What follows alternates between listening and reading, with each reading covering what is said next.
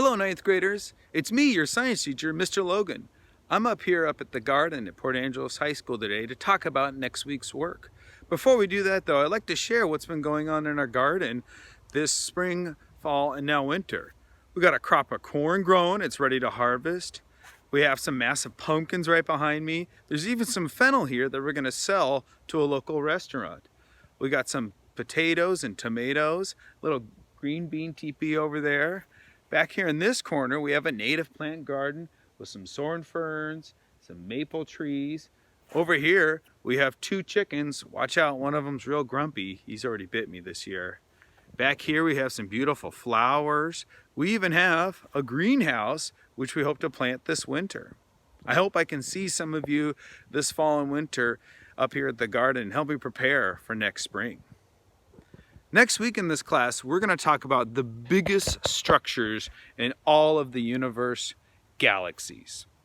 Now, galaxies are a collection of stars and planets held together by the universal force, gravity. Now, our understanding of galaxies has all come with the power of telescopes.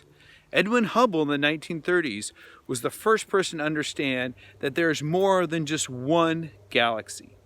And in the past 90 years, our understanding of galaxies has greatly increased due to the power of telescopes. Now, if you want to use a telescope, if you want to stare deep into space, you must sit, you must be quiet, and you must observe. Staring deep into space requires intense observation. And that's what I want you to do next week. I want you to find 2 objects.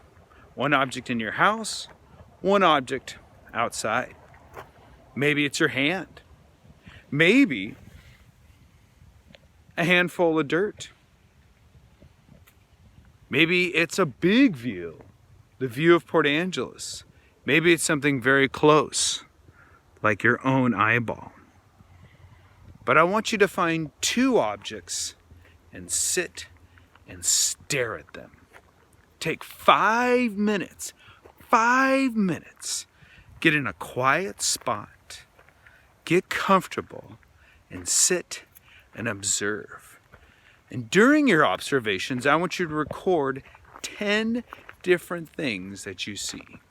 10 different observations for each object, one inside the house and one outside. And I've made a Google document where you can write down all your observations. So, students, I want you to step away from your devices. Get your face away from that computer and go sit and observe the world around you.